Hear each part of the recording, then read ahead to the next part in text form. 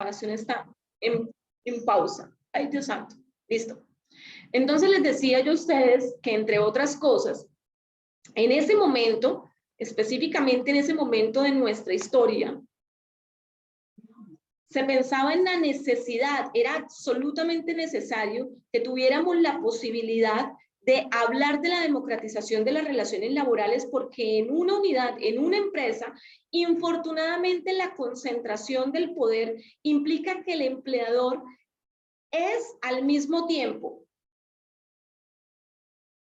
el poder ejecutivo, en tanto es el dueño de los medios de producción, y adicionalmente en tanto es el dueño del proceso productivo, quien dirige el proceso productivo, pero además también es poder legislativo, porque es él quien regula las relaciones laborales, al punto que, entre otras cosas, él va a construir los reglamentos internos y adicionalmente todas las políticas que tienen que ver con el modelo de relacionamiento, y adicionalmente también el empleador es poder judicial en términos de que tiene la capacidad de asumir un poder reglamentario que luego va a aplicar a través, por ejemplo, de los procesos disciplinarios. Es decir, efectivamente, la democratización de las relaciones laborales suponía, entre otras cosas, la necesidad de que esa concentración de poder que tenía el empleador tuviese la posibilidad de generar unos espacios de protección para los trabajadores que pudiesen ser representados. Entonces, en ese sentido se dice, bueno, el sindicalismo tiene por objetivo, por supuesto, la unidad. Uno se sindicaliza y entonces el derecho de asociación se configura en esa posibilidad que tienen los trabajadores y las trabajadoras de unirse, de articularse, de organizarse, pero la siguiente pregunta es, ¿y para qué? ¿Para qué? Para distribuir la riqueza, para democratizar las relaciones laborales. Ahora, ¿y eso cómo se logra? Y entonces aparece allí la institución del derecho a la negociación. Es decir, no existe y no puede existir derecho de asociación sin la posibilidad de que exista a su lado el derecho a la negociación.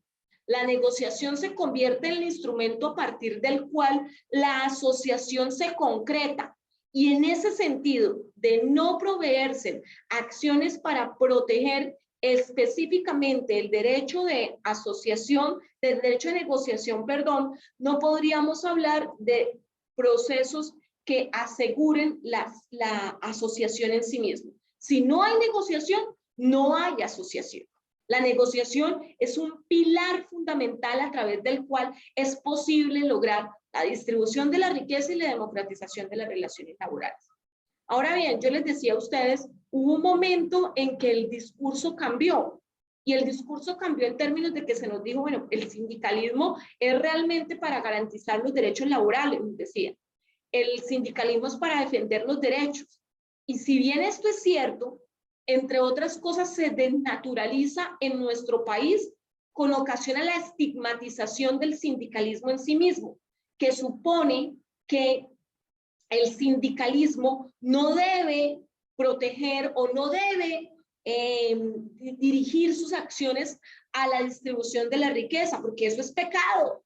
Y se construyó un relato alrededor de que el sindicalismo lo que tenía que hacer era defender derechos laborales, cuando, entre otras cosas, la responsabilidad de la defensa y la materialización de los derechos laborales en cabeza de quién está.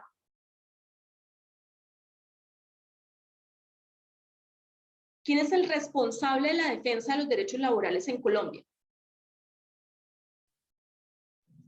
¿Ministerio de Trabajo? ¿La Fiscalía? El Estado. El Estado. Es el Estado responsable de materializar los derechos laborales. E incluso me encanta que hayan dado respuesta al Ministerio del Trabajo, porque a nosotros nos enseñaron que era el Ministerio del Trabajo, obviando que si el trabajo es un derecho humano, debe haber toda una institucionalidad pública que está representada no solamente por el Ministerio del Trabajo, sino adicionalmente por la Procuraduría en su condición de Ministerio Público, por la Defensoría del Pueblo, por los representantes en el Poder Legislativo, en el Poder Judicial, por las autoridades locales y descentralizadas. Es decir, la responsabilidad del trabajo es una responsabilidad de todo el Estado articulado a través de su burocracia, y no específicamente del Ministerio del Trabajo. Pero un poco en la construcción de este relato del trabajo, nos dijeron no, el responsable es específicamente los sindicalizados. El sindicalismo es el responsable de la defensa de los derechos laborales, y la máxima, y de pronto, de parte del Estado, el Ministerio del Trabajo. Cuando no es así, porque efectivamente, al ser el trabajo un derecho humano, la responsabilidad de la realización como principio está en cabeza del Estado. Y la responsabilidad entonces del sindicalismo, ¿cuál es? Velar porque se La cumplan distribución de la riqueza y la Velar porque se democratización de las cumplan, relaciones muy bien, laborales. pero exactamente, estamos para permitir, para lograr que efectivamente haya una distribución equitativa de la riqueza y que, entre otras cosas, tengamos la posibilidad también de lograr relaciones laborales más democráticas. Bueno. Listo. Ahí están viendo mi presentación, ¿cierto? Sí, señora. Bueno, en ese sentido, la negociación colectiva en el marco de nuestro sistema jurídico está absolutamente arraigada con la libertad sindical, y específicamente es el desarrollo de la asociación sindical. Es decir, los sindicatos están para negociar, y en ese sentido la negociación está intrínsecamente asociada con la libertad sindical. En ese mismo sentido, en el caso particular de la negociación es considerada al mismo tiempo en Colombia un mecanismo, un proceso, un procedimiento, pero sobre todas las cosas, un medio y una herramienta a través de los cuales los empleadores y los trabajadores buscan precisamente alcanzar soluciones reales y favorables frente a un conflicto laboral.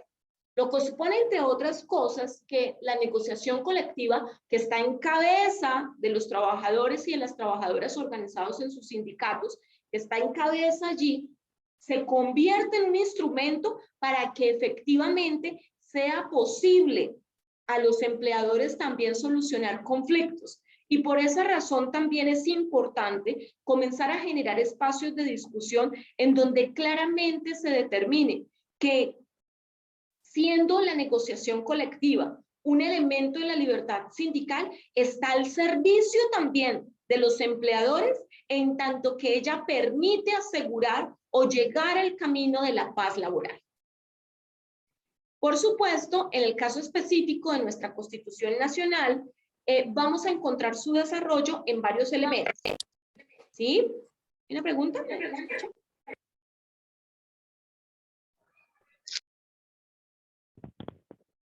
¿Entendí que había una pregunta? ¿No? Bueno. No, como que se abre el micrófono. Listo. Ahora bien, les decía yo, en términos constitucionales, nosotros vamos a encontrar que el artículo 25 de nuestra Constitución Nacional nos habla del trabajo digno y decente.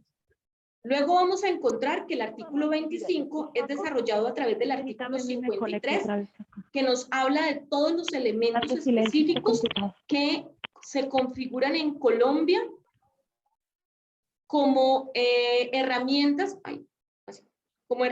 específicas para lograr precisamente el trabajo digno y decente. Entonces allí vamos a encontrar todos los elementos que hacen parte del exhorto constitucional para la configuración del Estatuto del Trabajo.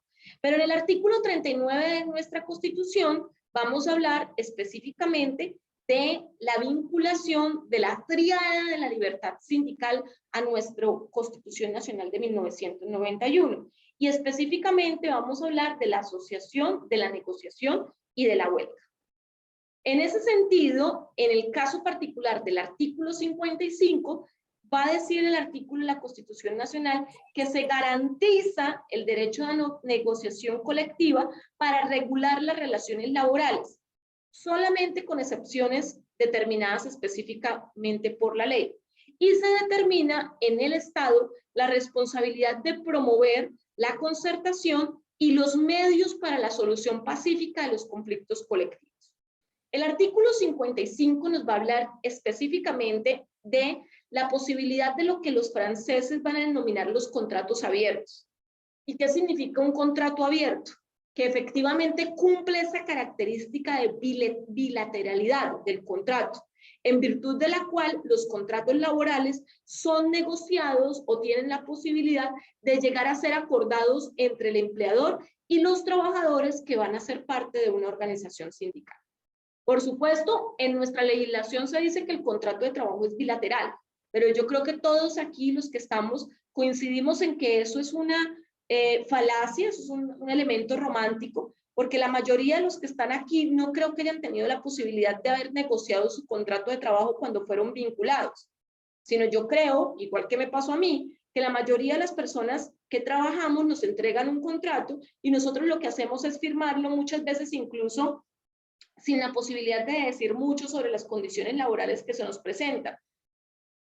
Incluso, en la mayoría de los casos, ni siquiera sin la oportunidad de solicitar luego una copia del mismo. Entonces, en ese sentido es importante, supremamente importante, comprender que la negociación colectiva permite, entre otras cosas, que esa condición real de la bilateralidad de los contratos del trabajo se constituyan en una realidad, en términos de que permite que efectivamente sea posible que las relaciones laborales que van a estar contenidas a partir de un nuevo contrato que se va a llamar convención colectiva, pues guarde una relación entre la posibilidad del acuerdo entre los trabajadores y los empleadores. La primera condición del artículo 55 es que introduce en Colombia la posibilidad de que a partir de la negociación sea posible que trabajadores y empleadores acuerden las características de la relación laboral. El segundo elemento que es importante es que vuelve a decir que el Estado es responsable de promover precisamente este derecho. Y el tercero es que nos va a hablar de distintos mecanismos y de distintos conflictos, colectivos de trabajo. Es decir, que en el caso particular de la negociación que se incorporó en el sistema jurídico constitucional colombiano, la negociación no es solamente la que se da en virtud de la presentación de un pliego de peticiones, sino que incluso la protección especial de la negociación reviste un alcance en virtud de la cual se protegen otros escenarios conflictivos obrero-patronales, reconociendo que hacen parte justamente de este elemento importante de la negociación. Por supuesto, nosotros vamos a encontrar además un compendio de normas de carácter internacional que van a permitirnos ser faros, ser luz, frente a lo que desde el escenario internacional se ha determinado son los elementos generales, los básicos, el piso de protección básica para lograr la negociación y lograr la protección de la negociación respecto de la libertad sindical y respecto de las facultades, prerrogativas, características, condiciones de los trabajadores y de las trabajadoras. En ese sentido vamos a encontrar, por ejemplo, el convenio 87, que entre otras cosas, este convenio nos va a hablar específicamente de la libertad sindical y de la protección del derecho de sindicación. Específicamente en este convenio se va a hablar de que efectivamente la negociación hace parte del derecho de asociación. Es decir, nos va a informar que efectivamente el sindicalismo tiene como objetivo lograr acuerdos entre obrero-patronales que faciliten, que medien conflictos, que permiten, entre otras cosas, asegurar mejores condiciones laborales luego para los trabajadores y las trabajadoras. Este convenio, entre otras cosas, va a hablar de los derechos que tienen las organizaciones sindicales y entre eso nos va a hablar, por ejemplo, de la posibilidad que tenemos de constituir nuestros propios estatutos, de tener nuestra propia vida organizativa, jurídica y política, de tener la posibilidad de elegir a nuestros representantes, elegir la forma de administración, de elegir la forma como nos vamos a autogobernar, de formular programas y políticas de acción, pero adicionalmente también de lograr articularnos con otros escenarios a efecto de constituir, por ejemplo, federaciones, confederaciones, que logren, entre otras, también otros modelos de negociación. Más adelante vamos a encontrar como parte también de reconocimiento específicamente el convenio 98 que fue redactado en la conferencia de la Organización Internacional del Trabajo en 1949. Y convenio específicamente nos va a hablar sobre el derecho de sindicación, pero adicionalmente nos va a hablar de la negociación colectiva. Este convenio es muy importante en cuanto que va a establecer los elementos generales en virtud de los cuales los estados que hacen parte de la OIT deben proteger específicamente la posibilidad de la negociación. Y en ese sentido, entre otras cosas, se ponen unas responsabilidades supremamente importantes en cabeza de los estados, en términos de que efectivamente serán los estados los que deben, entre otras cosas, realizar acciones para hacer que los empleadores cumplan con las obligaciones básicas de la negociación. Y en ese sentido, por ejemplo, que no se generen condiciones de violencia en relación al derecho que tienen los trabajadores, por ejemplo, de asociarse.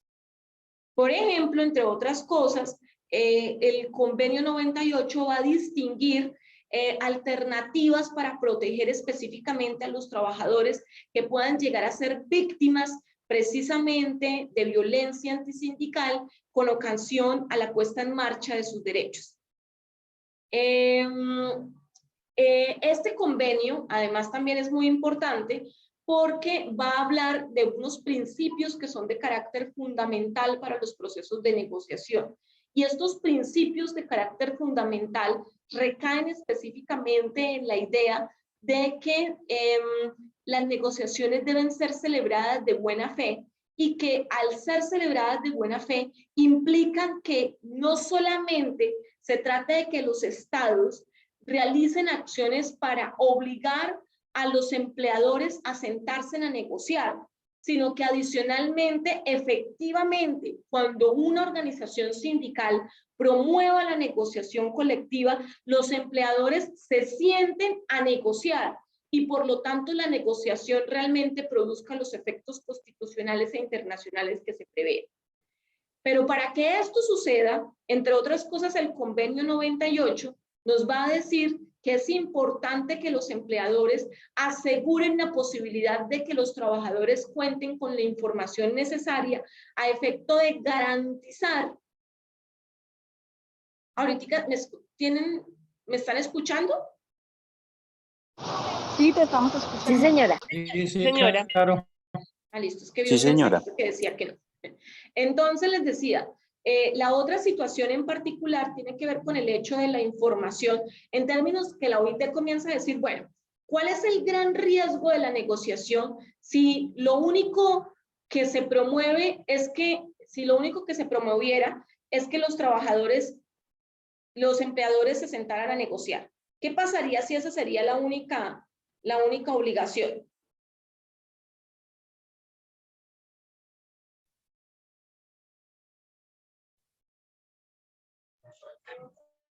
No había negociación.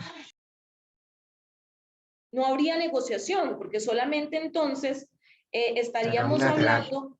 ¿Cómo? Sería unilateral.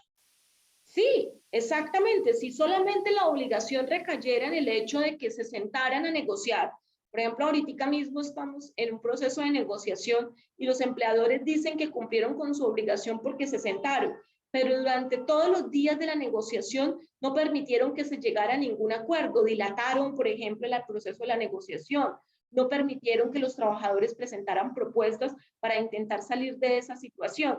Es decir, específicamente, si se tratara solo del acto de sentarse a negociar, pues no se producirían negociaciones. Por eso, entre otras cosas, la OIT dijo, ojo, que no solamente se trata de sentarse, sino se trata del principio de la buena fe en las negociaciones colectivas, que implica, entre otras cosas, la obligación que tienen los empleadores de generar unas condiciones básicas en virtud de las cuales logramos una negociación. ¿Y cómo es posible lograr una negociación? Pues a través de la información. ¿Cómo es posible que una negociación sea exitosa? Cuando uno presenta un pliego de peticiones, desde allí prácticamente empieza todo un proceso que va a dar lugar a que la negociación logre efectivamente sus resultados. Pero ¿cómo lograría sus resultados si no fuese sino a través justamente de que la organización sindical cuente con todas las herramientas para poder, por ejemplo, presentar un pliego de peticiones? Pues que la empresa entregue la información. Por eso este convenio, además de decirse, ojo, que se sienten a negociar, va a decir, señores estados, ustedes también tienen la responsabilidad de promover la negociación de buena fe, que implica, entre otras cosas, no solamente que se sienten a negociar por negociar, sino adicionalmente que efectivamente intenten llegar a un acuerdo y adicionalmente que los trabajadores tengan la información necesaria para poder preparar ese proceso de negociación. La Ley 27 de 1976, entre otras cosas, incorporó aspectos asociados con la aplicación del Convenio 98, que fue adoptado en la OIT en 1949. La ley, adicionalmente, la ley 411 de 1997 adoptó también el convenio 151 sobre la protección del derecho a la sindicación y los procedimientos para determinar las condiciones de empleo en la administración pública. En ese sentido, pues en Colombia tendremos entonces como referencia el convenio 87-98 y el 151 como herramientas de protección. Pues bien, eso es en términos específicos de los derechos constitucionales y de las obligaciones internacionales. Y esas posiciones hacen parte de lo que, entre otras, implica la caracterización del trabajo como principio. Es decir, cuando nosotros hacemos un análisis de los derechos laborales, como hoy que estamos haciendo un análisis de la negociación colectiva, vamos a tener que ubicarla como principio, como valor y como norma. ¿Qué implica como principio? Vamos a tener que recurrir a las obligaciones internacionales y a las obligaciones constitucionales. Entonces yo les digo a ustedes, artículo 25, 53, 39, todos esos artículos son importantes para entender las obligaciones que tiene específicamente el Estado respecto a la negociación en el marco de los principios constitucionales de 1991. Ahora bien, también hablamos de los convenios internacionales. Y dijimos frente a los convenios internacionales el 87, el 98 y el 151. Ahora, vamos a entrar a revisar la negociación desde la perspectiva jurisprudencial. Y para hablar desde la perspectiva jurisprudencial es porque nos vamos a referir a que el trabajo en Colombia también es un valor. ¿Qué implica que sea un valor? Implica que los jueces que están colegiados a través de magistraturas y que hacen parte de los tribunales de cierre, pueden, a través de un proceso de interpretación, crear instituciones jurídicas, crear derecho a través de lo que conocemos como precedente jurisprudencial, que implica, entre otras cosas, decisiones que han tomado nuestras altas cortes respecto de la evaluación del derecho al trabajo y en este caso específicamente respecto al derecho de la negociación. Y en ese caso, lo primero que ha dicho la Corte es que, entre otras cosas, entonces vamos a ir viendo argumentos de alguna manera.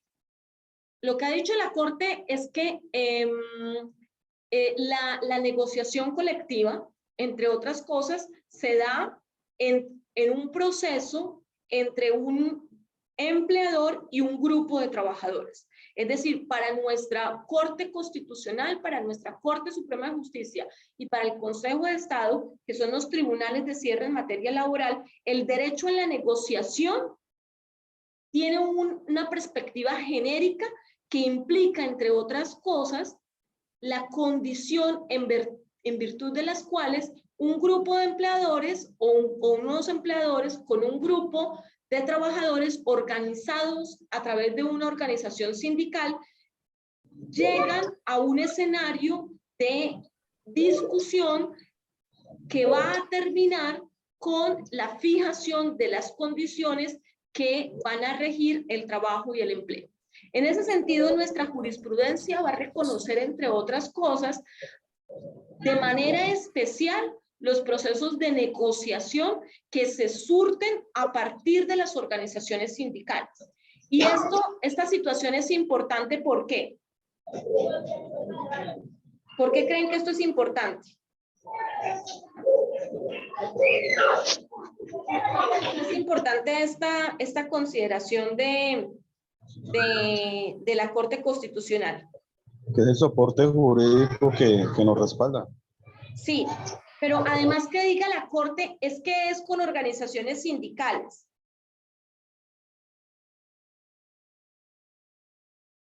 ¿Qué implicaría eso? Es de estricto cumplimiento. Bueno, muy bien, pero adicionalmente, mire, yo no sé si con ustedes pasa, pero lo que va a decir la Corte Constitucional es, este derecho de negociación lo vamos a proteger en términos de que hay otros modelos de negociación que se pueden surtir en el marco de las relaciones obrero-patronales. Por ejemplo, aquellos que se surten con trabajadores no sindicalizados. Ahí también hay un proceso de negociación que termina ¿en qué? ¿En los pactos colectivos? Eso, exactamente, en los pactos colectivos. Entonces, nuestra jurisprudencia va a decir, óigame, la protección especial está dada, entre otras cosas, para esa concepción genérica en virtud de la cual protegemos la negociación como parte fundante de la libertad sindical que se predica, por supuesto, a las organizaciones sindicales. Luego, en ese sentido, va a adquirir un carácter preponderante. Desafortunadamente, en Colombia se permite la coexistencia entre convención colectiva y pacto colectivo, situación por la cual en diferentes oportunidades la Organización Internacional del Trabajo ha dicho eso está mal. Y está mal porque si existe una organización sindical, lo que vamos a proteger en últimas es a la negociación que se surte con el sindicato. Pero específicamente nuestra posición jurisprudencial va a decir, nosotros entendemos que esa negociación colectiva es para los procesos que se surten entre trabajadores y organizados en un sindicato y los empleadores. Ahora, adicionalmente, de manera jurisprudencial también va a decir, y eso también es muy importante, va a decir, miren, además hay otras negociaciones también que se surten en el marco de las relaciones obrero-patronales. Es decir, cuando el convenio 154, pero sobre todo cuando el artículo 55 de nuestra Constitución Nacional hace referencia a la negociación colectiva, no se puede reducir la protección de la negociación solamente a la presentación de un pliego de peticiones, sino que todos los días las organizaciones sindicales están de alguna manera negociando con sus empleadores. Por supuesto, la negociación colectiva como procedimiento tiene unos elementos específicos, pero la negociación colectiva como derecho implica, entre otras cosas, la posibilidad de que los trabajadores gocen de protección constitucional, como cuando efectivamente se generan otros espacios de conflictividad en donde es necesaria la negociación. Esa es la segunda tesis. La tercera, y es que efectivamente la negociación colectiva va a ser considerada un derecho fundamental en tanto se relaciona justamente con la asociación. En ese sentido vamos a tener la posibilidad de proteger la negociación a través de la vía constitucional, proponiendo acciones de tutela en términos de que es posible su protección, como cuando efectivamente los empleadores al negarse a negociar ponen en riesgo la vida de una organización sindical. Situación que, entre otras cosas, ha sido definida en términos de el carácter instrumental que tiene específicamente la asociación en términos de que se asocian los trabajadores con el objeto de negociar. Adicionalmente, la posición jurisprudencial implica, entre otras cosas, que la negociación es un mecanismo de carácter idóneo que permite llegar a acuerdos entre los trabajadores y los empleadores para lograr un mejor relacionamiento y una mejor consideración de sus relaciones laborales. Claudia nos levantó la mano. Hola, buenas noches, sí señora. Tengo una pregunta, pues no sé si dé lugar a lo que estamos hablando en el momentico, pero de pronto sí va enlazada en el sentido de que algunos empleadores no negocian el pliego de peticiones con algunos sindicatos, sino que les brindan es como otro tipo de cosas, digamos que a cambio de beneficios de cierta manera particular, pues suena feo, pero se dan muchas veces, ¿cierto? La pregunta ahí me surge una duda que tengo, que no sé si yo lo estoy entendiendo mal, y es un caso específico, por ejemplo, en Bancolombia, que es donde yo trabajo, donde los sindicatos mayoritarios son Sintrabancol y la UNED, ¿cierto? Pero hay otros montón de sindicaticos y uno de ellos presentó pliego de peticiones hace ya, vamos para 3 años, que fue la última convención negociación que firmamos nosotros, y entonces este sindicato como que el banco lo quiere reconocer como negociador, ¿cierto? Como firmante de la convención colectiva y pues obviamente eso está como en un laudo arbitral. La pregunta mía es si ese fuero que ellos tienen, ese constitucional, ¿a quién protege? ¿A los trabajadores que están afiliados con ellos o a los futuros trabajadores que se afilien con ellos? ¿Por qué? Porque es que ellos están vendiendo la idea de que ellos le están dando fuero circunstancial a todos los empleados. Entonces, digamos que en vista de lo que está pasando con las entidades financieras, que tanta presión, tanto despido, tanto mutuo acuerdo y todo ese tipo de cosas que el banco ha hecho para que los empleados vayan poco a poco renunciando a sus derechos.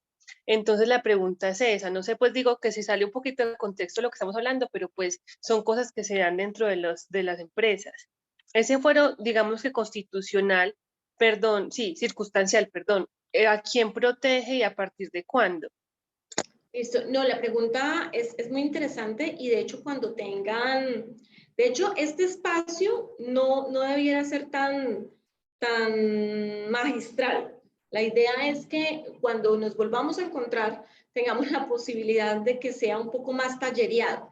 Sin embargo, pues yo tomé la iniciativa, pero si ustedes tienen preguntas es importante que las vayamos abordando. El fuero, ya vamos a hablar un poco sobre el fuero circunstancial, Claudia, más adelante. Entonces, espérame un ratico, yo te prometo que no vamos a dejar de dar respuesta a la pregunta, ¿listo? Que ya vamos a hablar un poquito de la negociación como procedimiento, y ahí vamos a explicar el fuero circunstancial, ¿listo? Listo, tan bella mi Dios te pague, claro que sí. Bueno, listo, bien. Ahora, bueno, esto tiene que ver, entre otras cosas, con qué es lo que nosotros soñamos, ¿no? ¿Qué es lo que usualmente pedimos en los pliegos de peticiones? Bueno, ahora entonces vamos a hablar un poquito de la negociación colectiva, que ya entonces entramos ya casito para hablar, entre otras cosas, de los fueros circunstanciales. Sin embargo, quisiera, antes de devolverme, entonces, para decir que la Corte Constitucional ha dicho, miren, nosotros protegemos de manera, el Estado colombiano debe de manera proteger de manera especial ese proceso de negociación que se surte entre los trabajadores organizados en un sindicato y el empleador. Adicionalmente, la negociación no solamente puede entenderse en virtud específicamente de la presentación de un pliego, sino que debe existir la protección de la negociación en términos de los otros elementos que se negocian con ocasión a las mismas, al desarrollo de las mismas relaciones laborales. Adicionalmente, la negociación colectiva es un derecho de carácter fundamental internacional, es decir, está amparado por la OIT, y en ese mismo sentido, en aras de poder desarrollar el derecho de asociación, y en todo caso, cuando el empleador hiciere acciones para limitar el ejercicio de la negociación, existe la posibilidad de la acción de tutela como mecanismo de salvaguarda. Y cuarto, efectivamente la negociación colectiva es un mecanismo idóneo que permite a los trabajadores y a los empleadores lograr acuerdos y facilitar un relacionamiento y paz estable. Ahora bien, este es el esquema básico, ya vamos a verlo un poco más en términos de la norma, pero esta es la lógica de la negociación colectiva en Colombia. Es decir, este es el esquema básico que tenemos en Colombia. Entonces, ese esquema básico de la negociación, entendida la negociación desde la perspectiva convencional, es decir, la negociación que inicia con un pliego de peticiones, va a tener una etapa de arreglo directo. Luego de vencida esa etapa de arreglo directo, los trabajadores van a tener la necesidad de tomar decisiones respecto de un tribunal de arbitramiento o de una huelga. Si la decisión es específicamente, si se logra, entre otras cosas, una decisión en la etapa de arreglo directo, específicamente el resultado de este proceso de negociación se va a llamar una convención colectiva. Terminada la etapa de arreglo directo, si no hubo ningún acuerdo, entonces el sindicato tendrá que tomar la decisión, si es mayoritario, de si se van a tribunal o si se van a huelga. Si el sindicato es minoritario, es decir, tiene menos de una tercera parte dentro de una empresa, la decisión sobre tribunal o sobre huelga es una decisión de Asamblea General de Trabajadores. En ese sentido, frente a estas dos situaciones, cuando se va a una huelga, no quiere decir esto que es que se acabe la posibilidad de la negociación, sino que la huelga lo que abre es la posibilidad de continuar el proceso de negociación aun cuando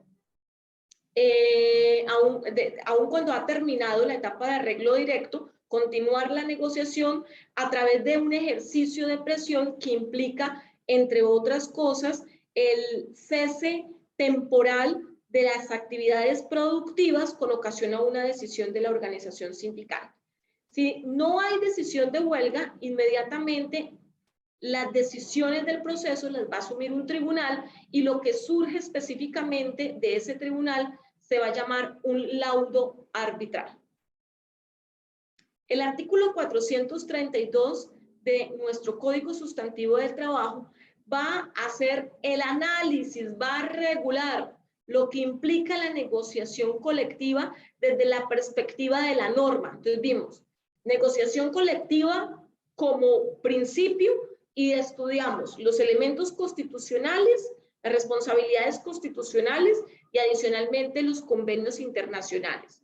Hablamos de la negociación colectiva y hablamos de la negociación colectiva desde la perspectiva de valor y contamos aquí las posiciones jurisprudenciales. Y ahora vamos a hablar de la negociación colectiva como norma. Y en ese sentido vamos a decir que efectivamente se encuentra regulada a partir del artículo 432 de nuestro Código Sustantivo de Trabajo. Pues bien, vamos entonces a hablar específicamente de la situación anterior. ¿Cuáles son las etapas entonces de la negociación colectiva? La primera gran etapa es una preetapa, por así decirles, antes de, y corresponde a la adopción del pliego de peticiones.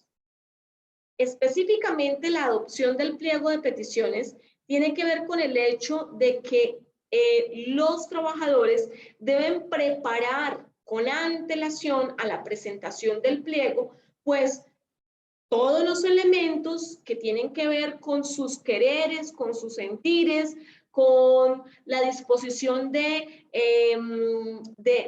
la determinación del objetivo central de la negociación. Eso lo vamos a ver en la segunda clase, pero vamos a construir un pliego de peticiones que en principio supone que recoge todas las expectativas de los trabajadores en términos de ese proceso de negociación. El artículo 433 del Código Sustantivo del Trabajo dice que cuando ya los trabajadores han presentado un pliego de peticiones, los empleadores tendrán 24 horas siguientes después de la presentación del pliego de peticiones la obligación de sentarse a negociar. Y en caso de que el pliego de peticiones se hubiese presentado a una persona que no estaba en capacidad de darle trámite, tendrá máximo 5 días para empezar la negociación colectiva. Esto es muy importante porque usualmente nosotros decimos que es que las empresas tienen 5 días para iniciar el proceso de negociación. Lo que nos dice la ley es que son 24 horas después de haber presentado el pliego.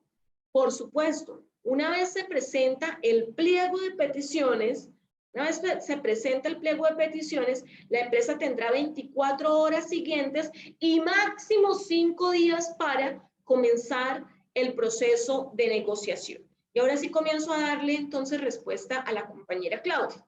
A partir del momento en que se presenta un pliego de peticiones, a partir de ese momento nace una ficción jurídica que se va a llamar por parte de nuestros tribunales de cierre, se va a llamar el fuero circunstancial. ¿Y qué es el fuero circunstancial? Es una protección de carácter constitucional y legal que tiene por objeto proteger a las personas que se encuentran en el proceso de la negociación. Insistentemente se ha dicho que los procesos de negociación constituyen incluso un espacio a través del cual es posible por parte de las organizaciones sindicales crecer. Luego, en ese sentido, por eso se recomienda que los pliegos de peticiones no solamente contengan puntos que beneficien a los trabajadores ya sindicalizados, sino que adicionalmente el pliego de peticiones contenga puntos para trabajadores que puedan llegar a estar no sindicalizados, a efecto de producir en ellos, pues por supuesto, una posibilidad de iniciativa, de voluntariedad, a efecto de suscribirse, o más que suscribirse, de afiliarse a la organización sindical y por supuesto de tener la posibilidad de ser sujeto de ese proceso de negociación. En ese sentido, frente a la preocupación de nuestra compañera Claudia, en efecto, los trabajadores, una vez presentan el pliego de peticiones y hasta cuando ese pliego de peticiones se convierte un bien en una convención colectiva, porque fue posible un acuerdo entre las partes y ese acuerdo entre las partes se proyectó en un nuevo régimen laboral que se va a llamar convención colectiva. Ese es un escenario, o bien a través de ese, o bien porque no fue posible llegar a un acuerdo y entonces se toma la decisión de que una tercera persona, un tribunal, sea el que tome la decisión. En el caso específico, entonces dará lugar a una protección de carácter constitucional, tanto para los trabajadores y las trabajadoras que hayan presentado inicialmente ese pliego, como específicamente para aquellos y aquellas que más adelante, por razones de afiliación, resulten involucrados en el proceso de negociación. Entonces, en ese sentido, este fuero circunstancial que nace a partir de la presentación del pliego de peticiones desaparece cuando se haya firmado o la convención colectiva o cuando exista ya el laudo arbitral. No sé si hasta aquí di respuesta a la compañera. Pues sí comprendí que entonces sí les aplicaría a los futuros afiliados siempre y cuando digamos que subsista el proceso dentro del Tribunal de Arbitramiento, porque hasta el momento no se ha dado un laudo arbitral porque no hay respuesta todavía a los compañeros sobre la negociación o el pliego de peticiones que ellos pidieron directamente al banco, sino que me quedó fue la duda porque en una diapositiva, no recuerdo exactamente, decía eso pues que cuando era mayoritario, cuando era minoritario, que no tenían posibilidad de elegir, salvo asamblea y por lo general siempre era por tribunal. Que ahí decía que ese fuero circunstancial solamente entraría a proteger a los negociadores. Entonces esa era mi duda. Ah, ok, no, voy a revisar qué diapositiva, pero específicamente se protege a todos los trabajadores que estén involucrados con ese proceso de negociación. ¿Listo? Aún cuando estén en una situación de laudo. Sin embargo, desafortunadamente, pues para el sindicalismo en Colombia, esa protección es una protección muy reducida. Y es una protección reducida porque existen mecanismos, o sea, el fuero circunstancial se puede proteger vía acción de tutela, pero no tenemos en la actualidad una acción de carácter especial, como si la tenemos, por ejemplo, para los fueros directivos, para proteger específicamente ese fuero. ¿Listo?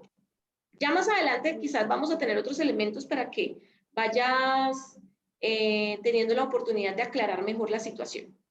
Claro que sí, pero entonces, sí, qué pena te interrumpo, si me quedó claro, entonces, por ejemplo, si X persona se afilió en el momento de la presentación de pliego, tiene fuero circunstancial hasta tanto el tribunal no dé un laudo arbitral para definir la situación. Y si yo me afilié, por ejemplo, y ya han pasado 4 años y eso sigue en proceso, y yo acá me acabé de afiliar, igual ese fuero circunstancial me protege a mí como afiliada del sindicato, por lo que hay un proceso de por medio. Sí, exactamente. Claro, esto en últimas también es importante decirte algo, y es que no se puede utilizar, o sea, no se puede utilizar de manera excesiva, ¿no? Es decir, es muy interesante el caso que tienes y podría volverse incluso hasta una clínica jurídica, en términos de que efectivamente no puede utilizarse tampoco como mecanismo, por ejemplo, para, o sea, en últimas, el riesgo que tienen las personas que se afilian a la organización sindical pensando que con ello van a obtener una protección es bastante alto. Pero bueno, más adelante vamos a seguir profundizando sobre esto. ¿Listo? Listo, dale, mil gracias. Lady. Sí, gracias. Buenas noches para todos. Quería añadir al tema que están presentando sobre fuero circunstancial, que está regulado por el artículo 25 de la ley 2351 de 1965. De pronto lo podemos en alguna otra oportunidad leerlo para tratar de comprender mejor en qué consiste el fuero circunstancial.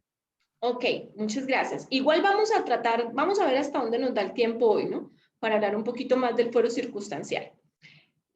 Lo importante, o bueno, lo que quería dejar como claridad es que nace a partir este fuero circunstancial, porque hay otros fueros circunstanciales, no solamente es por negociación, pero este fuero circunstancial que nace con ocasión a la negociación se da a partir de que se presenta el pliego de peticiones.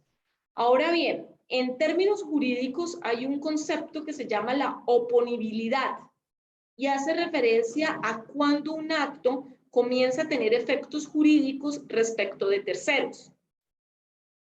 En ese sentido, usualmente las organizaciones sindicales, y esto tiene que ver con el hecho de la forma como de alguna manera se proyectó también, se proyectó el tema de nuestros procesos de la protección especial y de la rigurosidad que tenía el Ministerio del Trabajo. Se pensaba que con el solo depósito, por ejemplo, de un pliego de peticiones al Ministerio del Trabajo o con el depósito de la configuración de una organización sindical en el Ministerio del Trabajo, con eso inmediatamente comenzaban a correr los términos de protección especial respecto de los fueros. Se entiende por el requisito de oponibilidad que un pliego de peticiones es presentado cuando efectivamente se le presenta al empleador y no cuando éste es depositado al Ministerio del Trabajo. Si bien tenemos que hacer el trámite del depósito, porque para configuración de todo el tema de negociación, la presentación del pliego de peticiones constituirá en últimas una especie de trámite notarial. El Ministerio del Trabajo durante todo el proceso de negociación funge algo así como una especie de notario especial. Ello no quiere decir que la protección inicia cuando se presenta al ministerio, sino cuando se presenta específicamente a la empresa. Bueno, entramos entonces, una vez se ha presentado el pliego de peticiones, entramos a la regulación de lo que se conoce con la etapa de arreglo directo. Esta etapa de arreglo directo es una etapa que está contemplada jurídicamente como un momento a partir del cual es posible que las dos partes tengan la ocasión de entrar en una discusión sobre el objetivo central del proceso de negociación y, por supuesto, cada uno de los puntos que fueron presentados en los pliegos de peticiones. Esta etapa de arreglo directo dura 20 días calendario. 20 días calendario implica que efectivamente, si la negociación inició el 1, por ejemplo, de noviembre, terminará el 21 de noviembre. 20 días que se cuentan específicamente como calendario.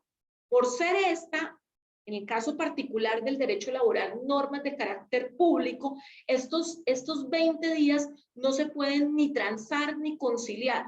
Es decir, no pudieran, así estuvieran de acuerdo, así se hiciera de buena fe, empleadores y trabajadores llegar a un acuerdo de no, vamos a dar una etapa de arreglo directo más amplia. Vamos a decir que tiene 30 días. O de decir no, no vamos a trabajar los festivos, ni vamos a trabajar los días que no son hábiles para la empresa, razón por la cual realmente vamos a contarlos teniendo en cuenta los días hábiles de nuestra institución. No. Qué pena, una pequeñita aclaración respecto a las fechas que nos dio como ejemplo. Si la negociación empieza el 1 de noviembre, terminaría el 20, no el 21. Era sí, solo que se cuenta el primer día. Vale, gracias. Lo pensé cuando lo dije. Entonces, son 20 días calendario específicamente y como les decía, son 20 días que no se pueden conciliar. Por ejemplo, no podrían las partes decir, no, pero es que, y esto no crean, pero ha pasado mucho, y es que en el acta de instalación deciden, no, los 20 días los vamos a contar, no vamos a tener 20 días, sino vamos a dar los 45 días. Pues inmediatamente el proceso de negociación tiene vicios, porque efectivamente la ley nos dice con exactitud cuántos son los días que deben generarse la etapa de arreglo directo. Vencida la etapa de arreglo directo, las partes tienen la posibilidad de prorrogarla por 20 días más. 20 días más que no pueden superarse. Es decir, si la etapa de arreglo directo se venció, si se llega a una prórroga, no puede las partes en ninguno de los casos intentar una nueva etapa de arreglo directo, sino que la ley, específicamente el artículo 432, nos va a decir que efectivamente la etapa que dura 20 días puede prorrogarse por 20 días más, pero no va a haber lugar, ni siquiera si las partes están de acuerdo, a considerar que se pueda un día más para lograr estos acuerdos. Lo que no quiere decir tampoco que todos los 20 días se deba negociar. Esta ha sido, entre otras, una polémica específica respecto del proceso de negociación, y es que la ley supone que son 20 días calendario, pero las partes pueden, entre otras cosas, llegar a un acuerdo para determinar cuáles son los días en que se van a negociar, cuántas las horas y cuáles son las características del proceso. Por supuesto, desde la perspectiva de la negociación, el ideal es que se trate de negociar la mayor cantidad de días. Sin embargo, hay procesos de negociación en donde entonces supongamos nuevamente que la negociación empezó el 1 y termina el 20 y entonces se dice solamente vamos a negociar los martes y los miércoles. Si es así, vamos a ver por ejemplo el calendario, si es así específicamente y se dice que solamente van a negociar los martes y los miércoles y la negociación empezó el 1, eso querría decir que solamente tendrían de negociación el 1, el 2, el 8, el 9, el 15 y el 16, que es un miércoles, sería el último día específicamente de ese acuerdo de negociación. Es decir, de los 20 días realmente negociarían 6. ¿A quién le sirve que solamente se negocien 6? Eso depende un poco del análisis de cómo se va a proyectar la negociación. Sin embargo, desde la perspectiva y la necesidad de la negociación, entre más días existan de posibilidad de negociar, pues más posibilidades haya que efectivamente se llegue a un arreglo.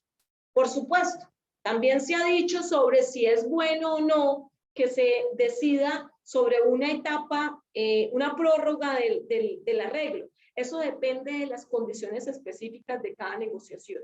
Como lo vamos a ver en las clases siguientes, eso depende de efectivamente cuál haya sido la toma de las decisiones en términos específicos y políticos de la negociación.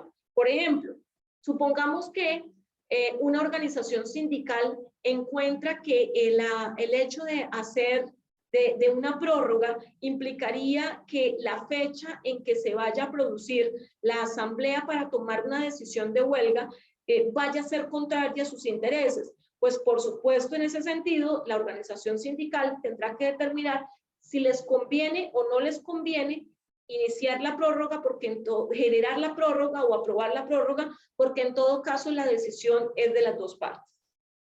¿Hasta aquí alguna pregunta de la etapa de arreglo directo?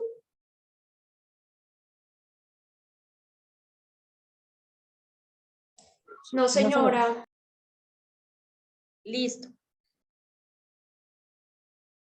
Bueno, nosotros, bueno, esto lo abordamos un poquito. Cuando termina la etapa de arreglo directo, acá hay varias situaciones que tienen que ver con los elementos de concebir la negociación como un procedimiento. En la etapa de arreglo directo, desde hace varios años, los empleadores y específicamente los asesores en procesos de negociación que representan a los empleadores han hecho carrera en el sentido de que no se llegan a acuerdos hasta que se haya negociado la totalidad.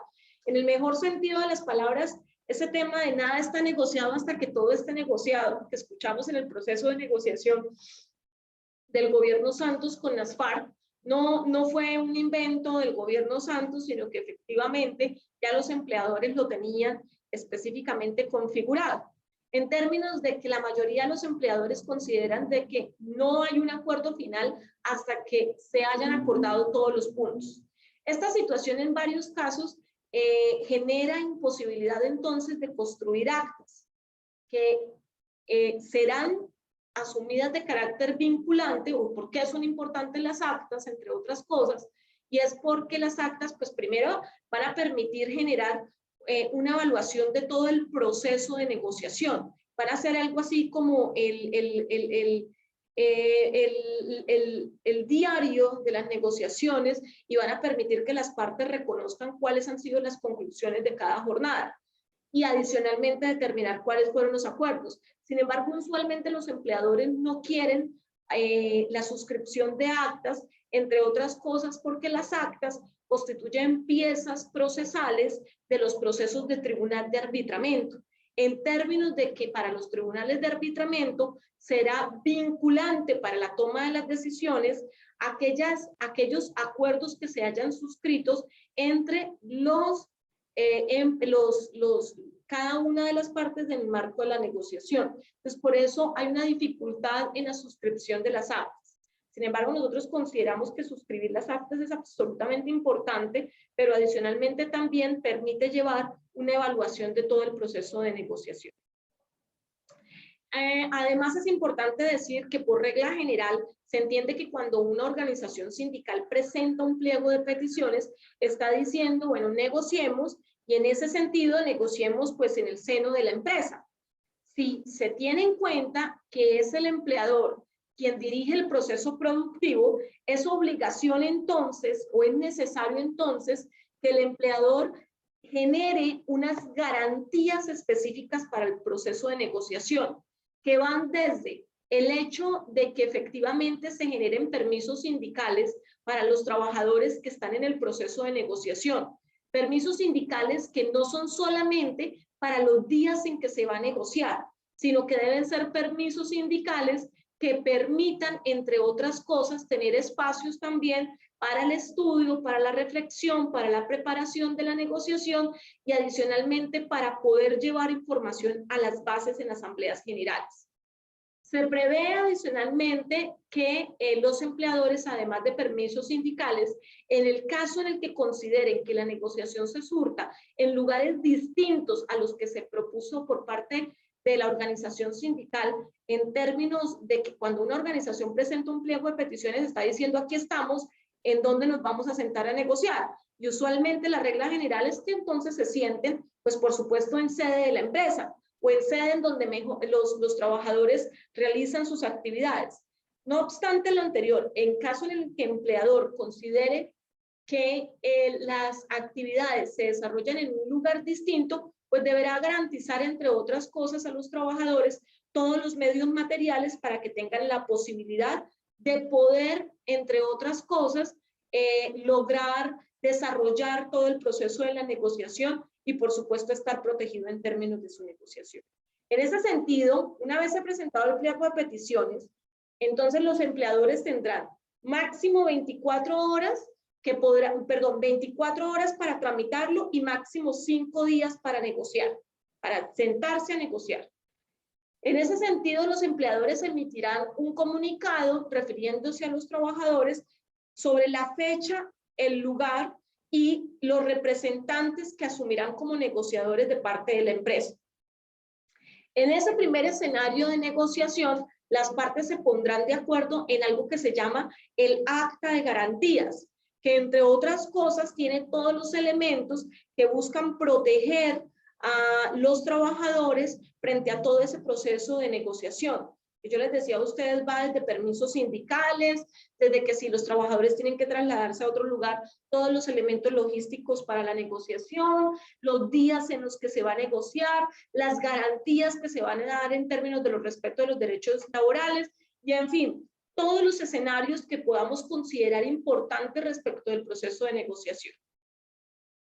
Y en esa acta de garantías se establece exactamente la fecha en que las partes acuerdan será la fecha de inicio de la negociación. Determinada esa fecha, a partir de allí se empieza a contar específicamente los 20 días calendario y luego la correspondiente prórroga de la que hablamos en la ficha anterior. Es importante también señalarles a ustedes que si en alguna oportunidad, por ejemplo, las partes determinan la necesidad de que la negociación no se puede iniciar, supongamos que es que queremos negociar con el gerente o con el dueño de la empresa y el dueño de la empresa no puede inmediatamente en ese momento, es importante que en el acta de garantías quede determinada exactamente la fecha en que inician las negociaciones, porque muchos empleadores utilizan como artimaña de que dejan instalada la mesa de negociación y dicen a los trabajadores que representan a su organización sindical como negociadores, dicen que la fecha quedará un poco sujeta a la participación de X o Y persona, y esto puede traer riesgos precisamente para el proceso de negociación. Cuando se ha vencido la etapa de arreglo directo, y entre otras cosas, los trabajadores, y no se han llegado a ningún acuerdo, si se llegó a un acuerdo, perfecto, terminó el proceso de negociación, y se suscribe la convención colectiva, que casi que se vuelve otro proceso de negociación en términos de definir allí que todas las conclusiones queden específicamente agrupadas en el documento de convención. Pero cuando ya se ha vencido la etapa de arreglo directo, la organización sindical, y no hay ningún acuerdo, la organización sindical tiene la posibilidad de tomar decisiones específicas frente a la etapa de arreglo directo. Y en ese sentido, dentro de los 10 siguientes días, después en que se terminó la etapa de arreglo directo, la organización sindical tendrá que hacer una asamblea, bien sea de su organización sindical, o sea, una asamblea del sindicato, si estamos hablando de que la organización sindical es mayoritaria. Recuérdenme ustedes cuándo sabemos que una organización sindical es mayoritaria.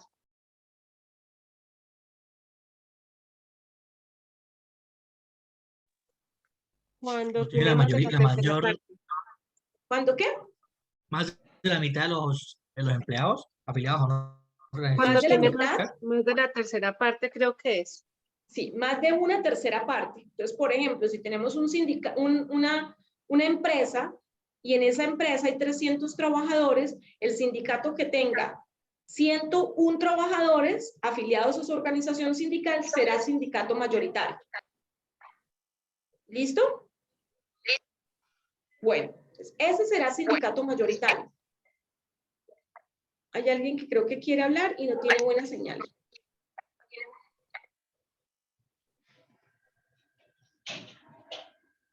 Bueno, creo que no pudo.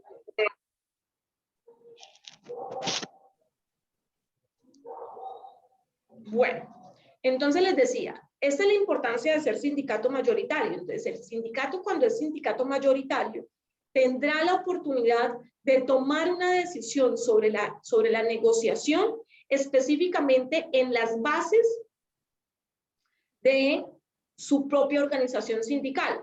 Y pues uno entendería, por supuesto, como principio de coherencia y de cohesión, que si una organización sindical presentó un pliego de peticiones, al presentar un pliego de peticiones y necesitarse, entre otras cosas, la continuidad de la negociación, la decisión del sindicato se supone siempre que va a ser el de la huelga.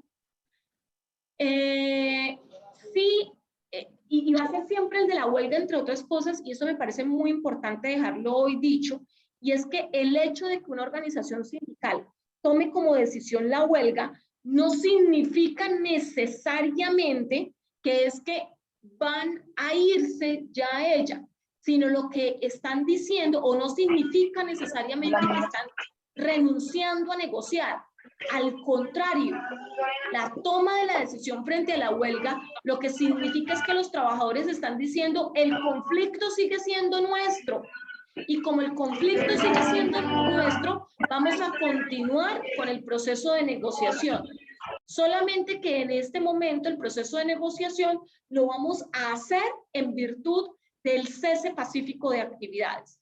Pero cuando se toma la decisión de la huelga, lo que se está diciendo en últimas es, esta organización sindical sigue considerando que la decisión frente al pliego de peticiones es una decisión que debe estar cubierta o que debe estar protegida en el marco específico del procedimiento de negociación. La compañera Alejandra creo que quiere decir algo. Entonces, si el sindicato es mayoritario, la decisión sobre lo que va a pasar con la negociación después de la etapa de arreglo directo es una decisión del sindicato. Ahora, si el sindicato es minoritario, es decir, es un sindicato que no logra tener la tercera parte de los trabajadores de una empresa, la decisión es una decisión de la Asamblea General de Trabajadores dentro de una empresa. Lo que implica, entre otras cosas, que todos los trabajadores que hacen parte de la empresa tendrán la posibilidad de votar sobre cuál va a ser la siguiente etapa del proceso de negociación. Entonces, en ese sentido, aquí tenemos el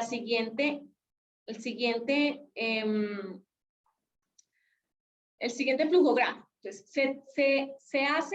se termina la etapa de arreglo directo, que pudo haber durado o 20 días o 40 días, según lo hayan determinado las partes. 20 días calendario que pueden ser prorrogados por 20 días más. Se tiene que hacer, entre otras cosas, una votación. Y esta votación, eso también es muy importante, la legislación nos dice que es una votación secreta, personal e indelegable. Lo que quiere decir que para esta votación vamos a tener que efectivamente garantizar que los trabajadores tengan la posibilidad de hacer uso del derecho de votación de manera secreta. En el caso particular de los trabajadores, ya les decíamos nosotros, por ejemplo, de si es un sindicato que es mayoritario, lo que vamos a necesitar va a ser, entre otras cosas, la mitad más uno, es decir, la mayoría absoluta de la Asamblea General del Sindicato Mayoritario. Y, entre otras cosas, esos trabajadores pueden votar respecto de la huelga o respecto del tribunal.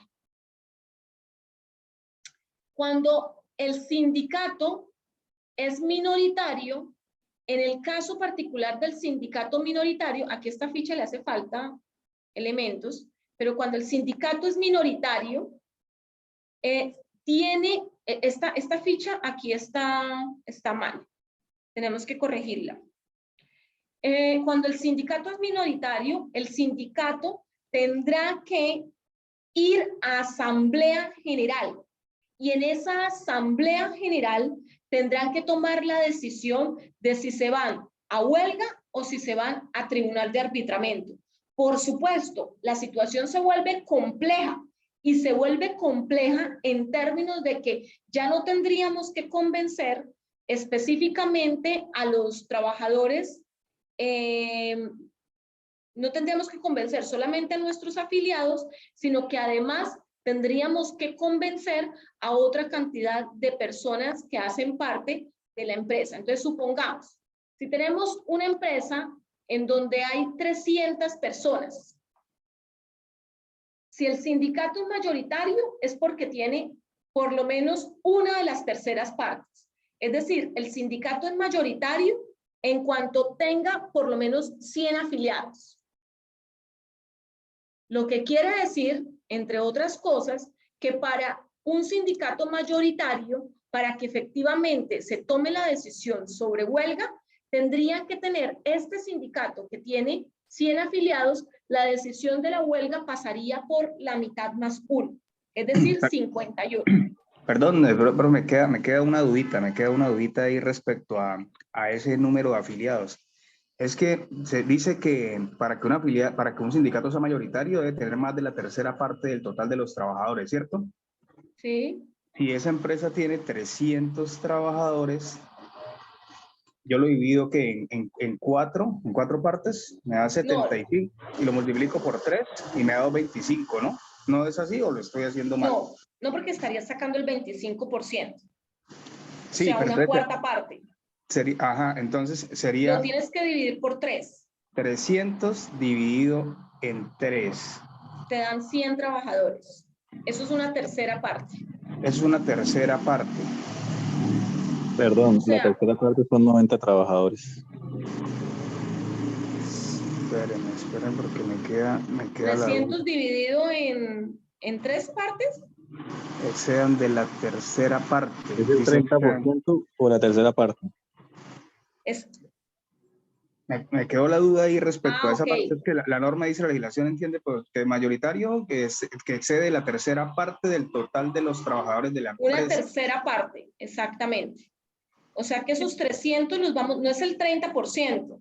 No. Okay. ¿Cómo se aplicaría ahí la fórmula? 300 dividido en 3. En 3, sí. Una tercera parte. Una tercera parte, eso quiere decir 300. esto igual, una tercera parte es esto. O sea, dividir 300 en 3. Nos va a dar 100 trabajadores. Pero eso no da ni el 50% del total de los trabajadores. ¿No sería entonces un sindicato minoritario? No. Es sindicato mayoritario. Mayoritario no significa que sea la mitad de los trabajadores. Significa que cumple el requisito de una tercera parte. Ok, gracias. ¿Listo? Esto tiene que ver... ¿Perdón? Qué pena, que es que lo que el compañero decía también me queda a mí la duda, porque es que, por ejemplo, la convención colectiva nuestra se extiende precisamente a todos los trabajadores sindicalizados y no sindicalizados, porque tenemos más de la tercera parte de los trabajadores afiliados al sindicato. Entonces, por eso también queda como la duda de lo que dice el compañero, porque sería más de la mitad de los empleados. Sí, pero esto es muy importante, Claudia. Una cosa es que la convención tenga la posibilidad de extenderse a otras personas. Y otra cosa es que por eso es que nosotros tenemos que luchar para que esos trabajadores no solamente se beneficien, sino adicionalmente se afilien. Porque el hecho de que la convención les sea extendible no quiere decir que esos trabajadores sean afiliados nuestros.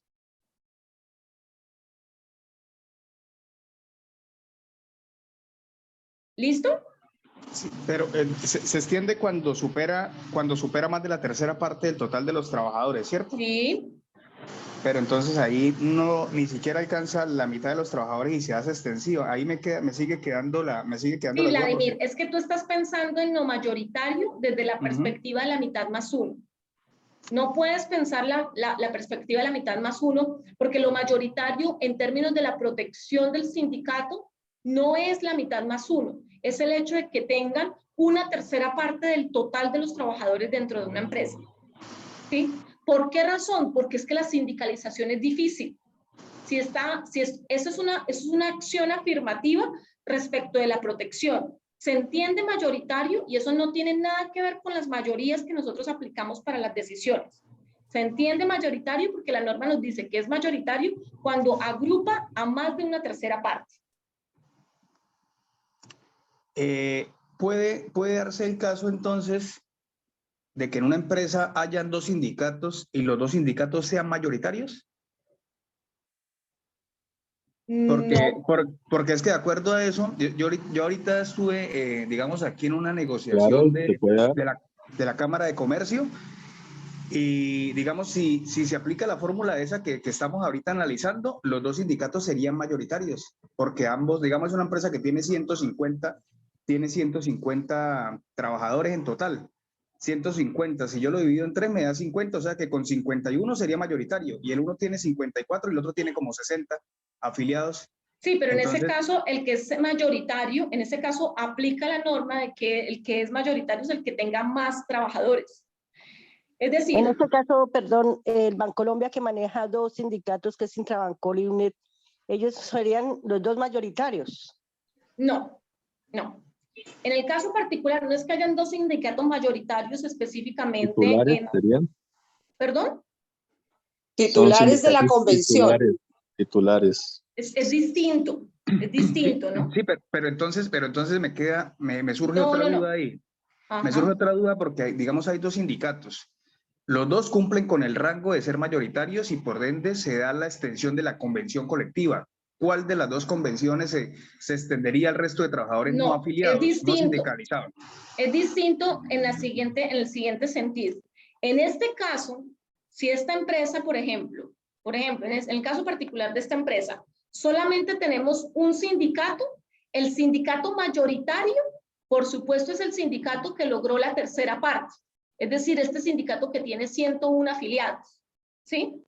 Pero si, por ejemplo, tenemos otro sindicato, digamos este es el sindicato A, pero digamos que tenemos un sindicato B, y este sindicato tiene 151 afiliados. Este sindicato cumple con la tercera parte, pero este sindicato, además de cumplir con la tercera parte, tiene más afiliados. Luego, quien funge como sindicato mayoritario, después de cumplir el criterio de una tercera parte, es quien tenga mayor cantidad de afiliados. O sea que en este caso se haría extensiva la convención colectiva del sindicato B para el resto de trabajadores no afiliados. Para los no afiliados. Sindicato para los no afiliados. Los que quieran la convención colectiva que tienen el sindicato A, tendrán que afiliarse a esta organización. Ok, muchas gracias. ¿Listo? Muchas gracias. Entonces, no es que hayan dos sindicatos mayoritarios, no, claro, dos sindicatos pueden cumplir el criterio, pero en ese caso el criterio ya pasa a la siguiente evaluación. ¿Cuál es la siguiente evaluación? Pues el que tenga más. Pero en el caso particular de un lugar en donde no exista sino una sola organización sindical, la organización sindical se entiende mayoritaria en la medida que ha cumplido el primer criterio. ¿Listo? Gracias. Listo. Entonces, específicamente, miren la diferencia. Si vamos a hablar de este sindicato que en este momento es mayoritario porque solamente hay uno, tiene 101 afiliados, cumple el requisito de ser mayoritario. Eso quiere decir que la ley nos dice que la decisión específica para que se vayan a tribunal o se vayan para huelga tiene que ser de la mitad más uno. Es decir, 101 dividido en 2. Es decir, tiene que haber 50, la mitad más 1, la mitad es 50,5, pero obviamente nosotros no podemos dividir una persona.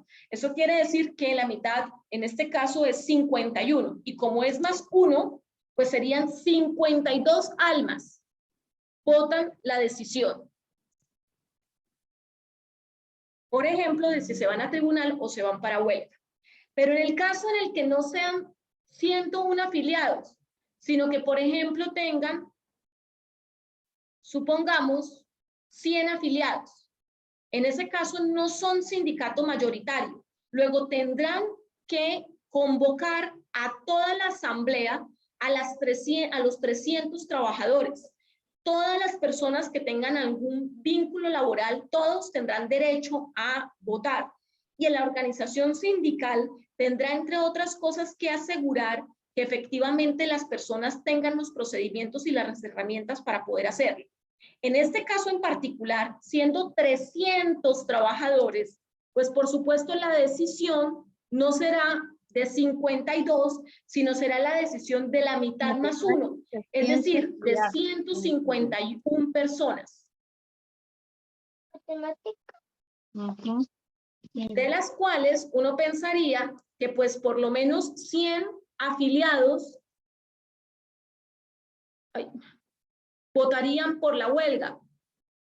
Luego tendrían que conseguirse mínimo 51 personas que no sean afiliadas, que efectivamente tomen la decisión de votar por la continuidad del proceso votando por la huelga. Esto es supremamente importante en aras de entender también los procesos de negociación. Y por eso decía que la misma Corte Constitucional ha determinado que los procesos de negociación se convierten en una alternativa para poder promover la sindicalización y para poder permitir el crecimiento de la organización sindical. Razón por la cual el consejo que se les da a las organizaciones sindicales es que efectivamente cuando presenten un pliego de peticiones incluyan no solamente a los trabajadores sindicalizados, sino adicionalmente a un colectivo de los no sindicalizados a efecto de asegurar, entre otras cosas, la posibilidad de generar alternativas frente a el apoyo de aquellos que no hagan parte de la organización sindical. Bueno. Doctora, quiero hacer una pregunta ahí con un ejemplito respecto a un sindicato mayoritario. Por lo menos yo soy trabajador del Banco Popular. El sindicato es mayoritario. Cuando nosotros, digamos, sacaba la etapa de arreglo directo y tomamos la decisión de ir a votaciones, en ese caso únicamente tendrían derecho a votar las personas afiliadas al sindicato. ¿Es así, cierto? Sí. Es así. Se han presentado muchas situaciones en las que los gerentes y los subgerentes que no hacen parte del sindicato quieren llegar allá donde está uno, acompañado al Ministerio del Trabajo, a depositar su voto. Nosotros digamos que de hecho hemos prohibido que eso pase, pero puede darse también el caso de que en algunas oficinas, en algunas ciudades, ellos no se percaten de eso y permitan que trabajadores no afiliados voten. E inclusive el Ministerio del Trabajo acepta que los trabajadores no afiliados voten. En ese sentido, uno simplemente, digamos, basado en lo que estamos hablando, puede uno negarse rotundamente a decir, no pueden votar porque son únicamente los afiliados en vista de que somos un sindicato mayoritario. Es así, ¿cierto? Sí, de hecho, esto podría implicar incluso sanciones disciplinarias a las personas del Ministerio del Trabajo.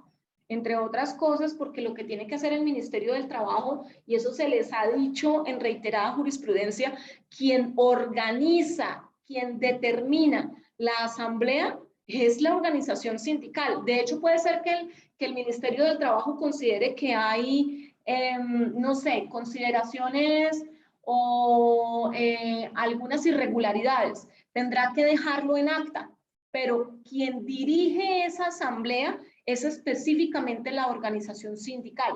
Luego, en ese caso, no podría ni siquiera obligar a que efectivamente un trabajador se le reciba el voto a un trabajador.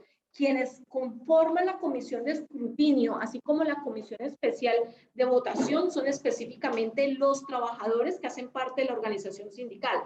Incluso es importante señalar algo, y es que se ha dicho que si bien la organización sindical tiene derecho a hacer proselitismo político en el marco de la asamblea para lograr una votación, no lo puede hacer, por ejemplo, la empresa.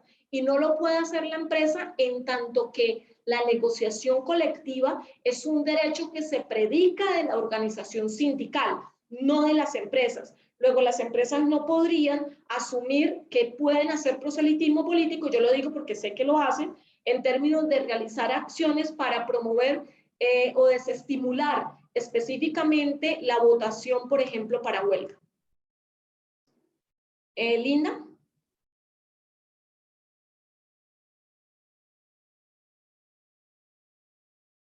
Linda. Buenas noches, profe, qué pena la pregunta.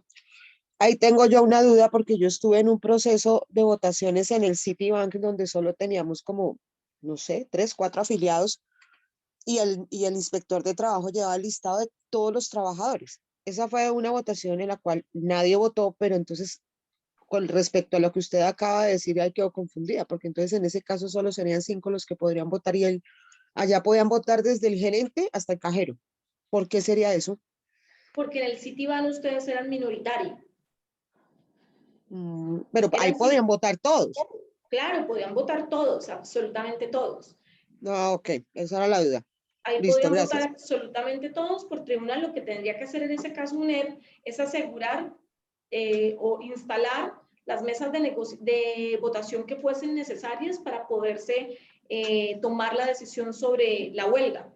Y en ese caso en particular, claro, se le da derecho de participación no de la asamblea, sino de votación a quienes sean trabajadores de la empresa. Pero Ok, no se listo. les da derecho a participación en la asamblea, sino solamente votación. Incluso he estado en asambleas en donde llega el gerente. Entonces el gerente quiere estar en toda la asamblea. Y uno tiene la posibilidad de pedirle a él que ejerza su derecho al voto, pero no puede quedarse en la asamblea, porque a pesar de que es una asamblea de trabajadores, la orquestación, la dirección de la misma es de la organización sindical, y la presencia del gerente o de directivas dentro de la asamblea constituye una limitación o un obstáculo para el ejercicio libre de la votación del resto de trabajadores. Entonces pueden votar, pero no pueden quedarse, por ejemplo, en la asamblea. Luis Fernando. Gracias. Compañera, buenas noches. Una inquietud que nace a raíz de lo de la pandemia. Pues yo tengo entendido que las votaciones son personales y tienen que ser en papelería física, ¿sí? Pero Sí. con esta situación de la pandemia, pues se crearon puestos de trabajo desde casa y resulta que mayoritariamente en el popular hay muchos trabajadores que están laborando desde su casa. ¿Cómo se garantiza la votación de ellos? ¿Podría servir a través de correo electrónico o algo o necesariamente tiene que ser presencial? Y esa pregunta está buenísima, sobre todo porque son cosas que obviamente no están reguladas. Yo creería que se puede garantizar desde casa siempre que la organización sindical determine un modelo para que compruebe que la votación fue secreta. Porque si no se genera un mecanismo de votación secreta, puede estar viciada. Esa votación es secreta. Entonces, si bien se permitiría, por ejemplo, en el caso particular de quienes estén haciendo el trabajo en casa, hay toda la posibilidad de que voten, pero tendría que garantizarse ello. Bueno, voy a cerrar con esto, que es un poco como el flujograma general del proceso de negociación. Por supuesto, la negociación inicia con una presentación de un pliego de peticiones, que en el marco del artículo 373 de nuestro Código Sustantivo del Trabajo debe ser aprobado por una asamblea general del sindicato. Esa asamblea general aprueba el pliego de peticiones y además determina quiénes van a fungir como negociadores o representantes dentro de la negociación. Una vez es aprobado el pliego de peticiones, la organización sindical tendrá máximo 2 meses para presentar el pliego ante el empleador. Es importante decir que el artículo 373 del Código de Sustantivo del Trabajo nos habla de Asamblea General del Sindicato. Y en cuanto estamos hablando, por ejemplo, de sindicatos nacionales, se entiende que la Asamblea General del Sindicato es la máxima autoridad. Es decir, en el caso particular de sindicatos, por ejemplo, de industria, que tienen, y este ha sido objeto de muchísimos debates, de sindicatos de industria que tienen, por ejemplo, varias subdirectivas, tienen que tener mucho cuidado con la aprobación de los pliegos de peticiones. Y por eso se les ha instado a las organizaciones sindicales a que efectivamente tengan mecanismos para aprobación de pliegos de peticiones distintas a las de las asambleas nacionales de delegados, por cuanto usualmente en las asambleas nacionales de delegados, que sería el espacio natural de la asamblea general de una organización sindical, pues no hay oportunidad para aprobar o improbar pliegos, o si se aprueban los pliegos, en la mayoría de los casos se podría vencer el término de la máxima presentación de los 2 meses. Entonces, en ese sentido, en esa asamblea general del sindicato, como les decía, se aprueba el pliego de peticiones y se elige a los negociadores ante el empleador. Una vez se ha realizado esta actividad y ya se tiene el pliego de peticiones, se presenta al empleador y el empleador tiene la obligación de recibir a los delegados, dentro de las 24 horas siguientes, de acuerdo con el artículo 433. Adicionalmente, y solamente en aquellos casos en que el pliego de peticiones haya sido presentado a una autoridad que no tenga la posibilidad de representar o de dar inicio o de contestar el pliego de peticiones, la empresa tendrá máximo 5 días para negociar. El artículo 434 del Código Sustantivo nos habla del inicio de las conversaciones y nos dice, entre otras cosas, que esas conversaciones durarán en algo que se llama etapa de arreglo directo 20 días, calendario que puede ser prorrogables por 20 días más. Si en esos 20 días o máximo los 20 días prorrogables más se llega a un acuerdo, por supuesto, en este caso se firma una convención colectiva y esa firma de esa convención colectiva se depositará específicamente en el Ministerio del Trabajo. Si no existe acuerdo, en ese sentido los trabajadores tendrán la posibilidad, luego de haber terminada la etapa de arreglo directo, 10 días después máximo, que también se cuentan los 10 días después, tendrán la obligación de llamar, si son un sindicato mayoritario, a la Asamblea General del Sindicato. Y si son un sindicato minoritario, a la Asamblea General de Trabajadores, para que efectivamente tomen una decisión a la huelga o tomen una decisión frente a un tribunal de arbitramiento. En el caso particular de la huelga, esta huelga se podrá surtir dentro de los 10 días siguientes en que se produce la asamblea en la que se decidió sobre la huelga. En todo caso, la organización sindical no podrá realizar la huelga o no podrá declarar la hora cero de la huelga, sino hasta los 2 días después en que se declaró, a efecto de garantizar a la empresa la posibilidad de que se prepare precisamente para la toma de decisiones frente a este proceso de negociación. Este es, en términos generales, el bosquejo general de un proceso de negociación. Por supuesto, en el caso específico de que exista un tribunal de arbitramiento, pues vamos a tener que ese proceso de negociación pues va a extenderse mucho más. Y en ese sentido, el artículo 453 del Código Sustantivo del Trabajo nos va a decir que esos tribunales de arbitramiento están conformados por 3 personas. Una que representa al sindicato, otra que representa a la empresa y otra que será un tercero que estará representado por el Ministerio del Trabajo de lista de elegibles.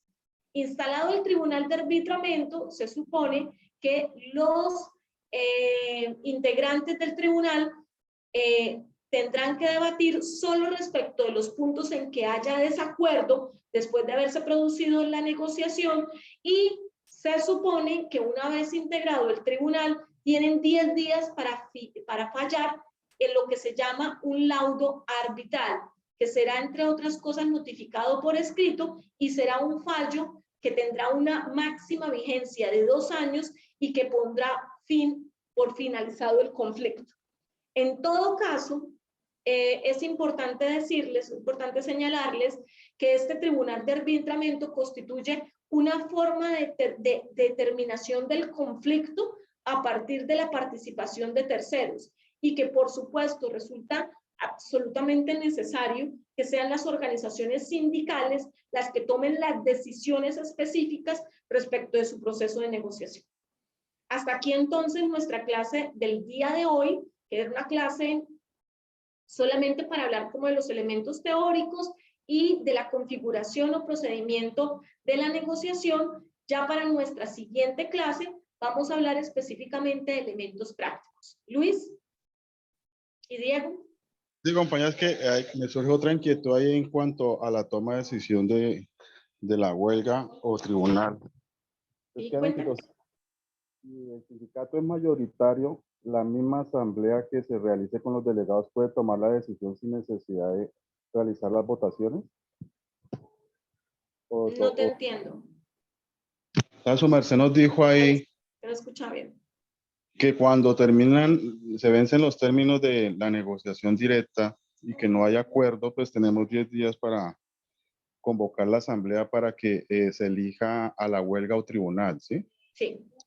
En este caso, si el sindicato es mayoritario, solamente la asamblea de sus delegados Sí, pueden tomar esa decisión o necesariamente tienen que hacer la votación. ¿Cuál no, de las dos? la asamblea de la organización sindical tomará la decisión y por supuesto se tendrá que hacer a través de votación secreta. Es importante señalar que como es una decisión de huelga, entre otras cosas, supone que quien toma las decisiones van a ser las personas que hacen parte de la empresa. Entonces, en este sentido, frente a este sindicato mayoritario, la decisión es, por supuesto, de la organización sindical y la asamblea es en relación a los trabajadores que estén vinculados con esta empresa. Es decir, no hacemos Asamblea Nacional de Delegados. La Asamblea Nacional de Delegados o la Asamblea General del Sindicato es la que en últimas toma la decisión frente a la presentación del pliego, pero la decisión de la huelga se toma en el seno de las personas que se verían afectadas por el cese de actividades. En este caso particular sería la Asamblea del Sindicato Mayoritario. No sé si me hice entender. Sí, compañera. Muchas gracias. Diego. Sí, buenas noches, compañera. Buenas. Tengo la siguiente duda con el ejemplo que tú nos dabas. Digamos, UNEP es el sindicato como tal. Seguros Aurora, digamos, tiene los 300 afiliados, 300 empleados. Hay solo 100 afiliados. Entonces ahí vendría a ser un minoritario. Ok. Entonces, digamos, se podía en la misma asamblea donde se aprueba el pliego de peticiones, no se debería, digamos, tomar la decisión ahí si se va uno a huelga o a tribunal o se puede hacer de una vez ahí. No, tenemos que esperar que se surta todo el proceso. El procedimiento es absolutamente riguroso. No podemos tomar antes, no, la decisión la tomamos luego de haber terminado. Incluso la ley nos dice 10 días después de que se termina la etapa de arreglo directo, dentro de los 10 días siguientes. O sea, nos dice exactamente cuáles son los días que tenemos que hacer. Perfecto, o sea, en ese término entonces se hace los 100 afiliados al sindicato se reúnen, aprueban el pliego. Entonces Sí. lo radicamos, surte el efecto. Entonces, una vez terminada esa, debería someterse a votación los 300 empleados. O sea, y si aquellos que no quieran votar o que no, digamos que no estén interesados en tema participar. es que necesitamos tener quórum, ¿no? Necesitamos tener por lo menos 150 y... necesitamos tener por lo menos necesitamos tener quórum para arrancar la asamblea. Y necesitamos que habiendo hecho asamblea, la mitad más uno nos voten por ella. Entonces, obviamente tenemos que hacer un ejercicio y por eso les decía que dentro del proceso de constitución del pliego de peticiones tenemos que poner puntos que beneficien también a quienes no están, porque esa es la única garantía de que podamos tener la posibilidad de que voten a favor de la huelga. Ok, perfecto. Listo, Diego. Vladimir. Sí, yo quería simplemente hacer como un pequeño aporte ahí al tema de lo de la prórroga y también tengo una pregunta por hacerle. Lo del tema de la prórroga, estábamos diciendo que la ley establece que es hasta por 20 días calendario adicionales, ¿cierto? Después de terminar la etapa de arreglo directo. Sí. Pero no escuché que se haya de pronto hecho o se haya puntualizado en el tema de que no necesariamente tiene que ser los 20 días, ¿no? Que las partes pueden llegar a acordar por lo menos una prórroga solo de 5 días, solo de 10, solo de 15. Claro, la prórroga sí puede ser de menos. Sí, de menos, claro. exacto. Y inclusive puede terminar una etapa de prórroga y si no hubo acuerdo, entre las partes pueden extenderla otros días más sin que excedan de 20 días calendario. Además puede ser de 20 días, sí. Y la pregunta que le tengo es la siguiente, no sé si de pronto me adelante, es que nosotros ayer terminamos una negociación en la Cámara de Comercio. La vigencia de la convención va hasta el 26 de noviembre de este año, la vigencia. Nosotros queríamos colocar en el punto de la vigencia, que era por 2 años y que inicia el 27 de noviembre de este año y va hasta el 26 de noviembre del año 2024. Pero digamos que la idea que tiene la empresa es que no puede quedar digamos, la fecha de la vigencia redactada en la convención, porque la vigencia está sujeta al día que se deposite la convención en el Ministerio del Trabajo. Es decir, que a pesar de que no se ha vencido porque se vence el 26 de noviembre, si la depositamos, es decir, el 10 de noviembre, a partir del 10 de noviembre es que empieza la vigencia. Considero yo que es un concepto errado, pero me gustaría que de pronto lo aclaráramos. Bueno, no, ya puede ser ahorita o si me adelanto al tema, pues en otra clase, pero... Sí te adelantas el tema, pero no. O sea, de una vez te digo que no. Porque la vigencia de la convención, el acto de depósito lo que hace es servir de escenario ellos son un notariado, ¿sí? Correcto, eso es lo que correcto, son, pero correcto. no, la vigencia la dan las partes, la vigencia la acuerdan las partes, y en ese sentido la vigencia es la que determinan las partes. Claro, lo que sí es importante es que recuerden ustedes que no van a tener sino también nuevamente un plazo estricto para poder registrarla. Pero el registro es un registro de notariado, no es un registro de depósito, no es un registro que implique necesariamente que a partir de ese momento se entienda que se surgió que inicia la negociación, que inicia la convención. Perfecto. Era eso, muchas gracias. Con mucho gusto. Alex. Muy amable. Sí, gracias. Es que, bueno, no me queda muy claro que dice que únicamente deben votar las personas que están afiliadas, los afiliados al sindicato. Digamos, en el caso de que el banco, como es por norma su proceder, intimidan a los funcionarios llamándolos uno por uno y diciéndole las consecuencias que tienen de ir a huelga. Nosotros como sindicato pues hacemos la contraparte, no diciéndole o sea, no, ¿cómo le dijera la palabra? No obligándolos a que voten por huelga, pero sí dándole las connotaciones de qué implica cada una. En este caso, uno cómo puede denunciar a ese gerente o a ese jefe que está incitando a que no voten. Tenemos que denunciarlos por todos los lados. Entre otras cosas, uno podría hablar, les recuerdo, el proselitismo político lo puede hacer el sindicato, pero no lo puede hacer la empresa. Es decir, el sindicato tiene todo el derecho de poner los letreros, de hacer asambleas informativas, de presentar piezas comunicativas, de si quiere pautar una propaganda en canales, en lo que sea. Tiene el derecho de hacer proselitismo político porque es su libertad sindical. Es un derecho que tiene connotación respecto específicamente al sujeto del sindicalismo. Distinto es en el caso particular de la empresa. La empresa no puede hacer proselitismo político y al hacerlo no se entiende que está haciendo proselitismo político, sino que está haciendo actos de instigación y obstáculos al ejercicio de la libertad sindical, que podríamos, entre otras cosas, denunciar específicamente a través de el artículo 200, demostrando que es toda una política de la empresa, si se logra determinar que existen otras personas involucradas, incluso podríamos pensar en un concierto para delinquir y utilizando todas las herramientas jurídicas que van desde querellas, por supuesto también otras solicitudes específicas para que logremos parar esa situación, que es una situación de violencia antisindical. ¿Listo? Claudia, y cerramos entonces contigo. Listo. Yo te quería hacer como una pequeña acotación ahí. O sea, digamos que ese proselitismo político lo hacen todos los bancos cuando, o en el sector financiero, cuando están en medio de una convención colectiva, una firma de un pliego, porque, por ejemplo, en el caso específico de Bancolombia, fue hace como ya 2 negociaciones anteriores, que el banco comenzó a través de correos electrónicos decirle a la gente como apoya al banco, o sea, como decir, porque hubo un momento que decidió votar como que huelga o tribunal porque no habían llegado a ningún acuerdo, la prórroga del arreglo directo se extendió, entonces digamos que comenzó como ese tira y afloje. Entonces ahí es donde yo digo que es muy importante que nosotros como sindicato también sepamos llegar a la gente, así como el banco lo hace, porque el banco busca maneras, mejor dicho, de comprometer al empleado con la empresa, ¿cierto?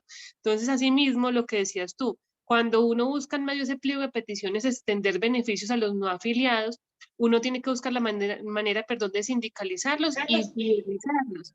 Que así el banco les prometa, pues mejor dicho, el corazón, el moñito así que apoya a Bancolombia y toda la cuestión, es importante que el empleado se concientice de por qué es tan importante afiliarse al sindicato y apoyar al sindicato en su momento. Entonces yo creo que es importantísimo en ese momentico como que los sindicatos sepamos llegarle también a ese otro público, porque hoy por hoy, pues lamentablemente la dirigencia sindical, que es la más antigua, ya va de salida por tema de pensión, por tema de retiros. Entonces yo creo que es importante como cambiar la forma de llegarle a esos afiliados nuevos, a esos empleados nuevos no sindicalizados, de que uno también tiene que aprender a jugar con ese tipo de medios comunicativos para que en ese tipo de procesos de negociación colectiva uno también esté como que a la par de lo que el banco hace en el momento con los empleados. Era como una pequeña acotación allí. Sí, Claudia, y entre otras cosas, me parece muy interesante porque si hay un sistema que yo creo que al que colectivamente los colombianos le tengamos un poco de posición política, justamente tiene que ver con el sistema financiero, en términos de que efectivamente pues entendemos las lógicas que implica que el sistema financiero pues se metió a administrar incluso derechos, pero adicionalmente genera unas condiciones de enriquecimiento a partir de la esperanza y de la fe de millones de colombianos. Entonces, en ese sentido, creo que también es necesario apropiar esos elementos para lograr fortalecer, para lograr fortalecer también lo que implica justamente la acción política dentro de los bancos y lograr apoyarse para tener alternativas de crecimiento. Yo creo que la negociación, sin lugar a dudas, es una herramienta fundamental para lograr el crecimiento sindical. Por supuesto, eso deriva en la necesidad de determinar cuáles son los objetivos específicos de cada negociación, pero como consejo es que siempre todas las negociaciones colectivas logren incorporar elementos para atraer a quienes no se encuentran en situación de sindicalización, a efecto de que no solamente se beneficien de la convención colectiva. Claro, que se beneficien de la convención colectiva puede significarle a una organización sindical quizás la entrada de ingresos a raíz de ese beneficio, pero realmente la pregunta es, eso no es generador de una posibilidad de fortalecimiento del sindicato en términos de que el recurso no implica y no logra reconocer todo lo que un sindicato tiene que hacer para lograr una convención colectiva. Así que tenemos que hacer toda una cantidad de acciones para que pasemos del beneficio a realmente la afiliación, que es la herramienta que permite el fortalecimiento de la organización sindical. Bueno, compañeros y compañeras, espero que estas reflexiones les hayan servido a ustedes para sus procesos de formación. Nos vemos pronto, les estamos avisando cuando tenemos nuevamente clase. Ya para las siguientes jornadas empezamos a estudiar algunos elementos específicos de cómo se genera o elementos prácticos del proceso de negociación. Un abrazo gigante y que pasen una linda noche. Muchísimas gracias. Muy Buenas amable. noches, muchas gracias. Muchas gracias.